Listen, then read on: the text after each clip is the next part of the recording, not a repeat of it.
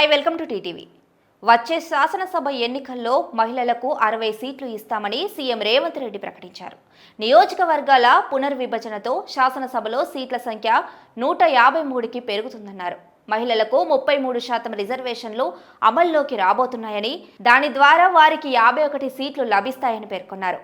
వాటికి అదనంగా మరో 9 పెంచి 60 సీట్లు కేటాయించే బాధ్యత తనదని స్పష్టం చేశారు.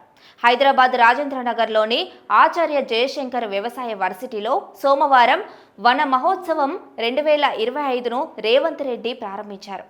ఈ సందర్భంగా ఏర్పాటు చేసిన సభలో ఆయన ప్రసంగించారు. ప్రతి ఇంట మహిళలు 2 మొక్కలు నాటాలి. వారి పిల్లల మాదిరిగా మొక్కలను సంరక్షిస్తే తెలంగాణ హరితవనంగా మారుతుంది. ప్రకృతిని మనం కాపాడితేనే అది మనల్ని కాపాడుతుంది. ఈ ఏడాది 18.03 కోట్ల మొక్కలు నాటాలని ప్రభుత్వం లక్ష్యంగా పెట్టుకుంది. అమ్మ పేరుతో ప్రతి ఒక్కరూ ఒక మొక్క నాటాలని ప్రధాని మోదీ ఇప్పటికే పిలుపునిచ్చారు. అమ్మలు కూడా తన పిల్లల పేరుతో మొక్కలు నాటాలి. ప్రతి ఇంట్లో కనీసం 2 పెంచాలి. తద్వారా రాష్ట్రమంతా పచ్చదనం నిండిపోతుంది. మా ప్రభుత్వం మహిళలను ప్రోత్సహిస్తోంది. 1 కోటి మందిని కోటీశ్వరులను చేయడమే లక్ష్యం. గతంలో సౌర విద్యుత్ ప్లాంట్లను అదానీలే పెట్టారు. మహిళా సంఘాలకు మా ప్రభుత్వం సోలార్ ప్లాంట్లు ఇచ్చింది. ప్రభుత్వ పాఠశాలల నిర్వహణ బాధ్యతను అమ్మ ఆదర్శ కమిటీల ద్వారా ఆడబిడ్డలకు అప్పగించాం.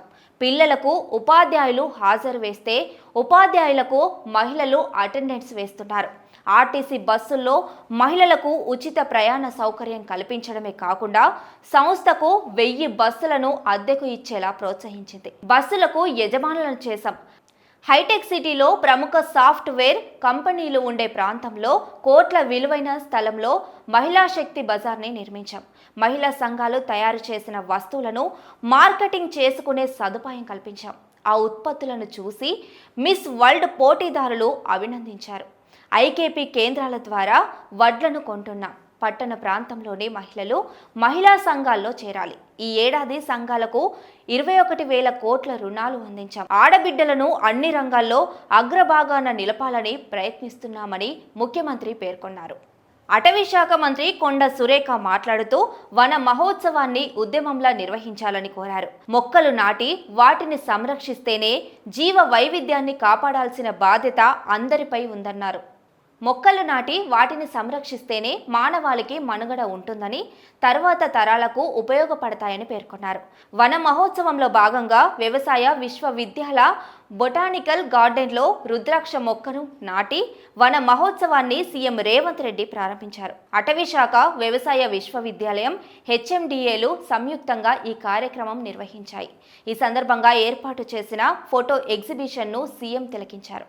కార్యక్రమంలో ఎంపీ మల్లు రవి, శాసన మండలి చీఫ్ విప్ పట్నం మహేందర్ రెడ్డి, సీఎం సలహాదారు Vem Narender Reddy, Rajendranagar Chevella MLA Prakash Goud, Kale Yadaiah, GHMC deputy mayor Srilatha, PCCF Suvarna, విశ్వవిద్యాలయ ఉపకులపతి ఆల్ఖాస్ జానయ్య, విద్యార్థులు, మహిళా సంఘాల సభ్యులు పాల్గొన్నారు. గత కేసీఆర్ ప్రభుత్వం ఆడబిడ్డలను పట్టించుకోలేదు. గత ప్రభుత్వంలో 5 ఏళ్ల వరకు మంత్రివర్గంలో మహిళలు లేరు.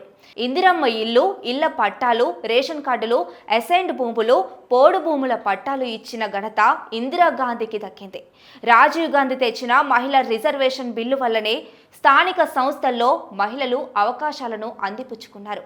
మేయర్లు, డిప్యూటీ మేయర్లు, జెడ్పీ చైర్మన్లు అయ్యారు.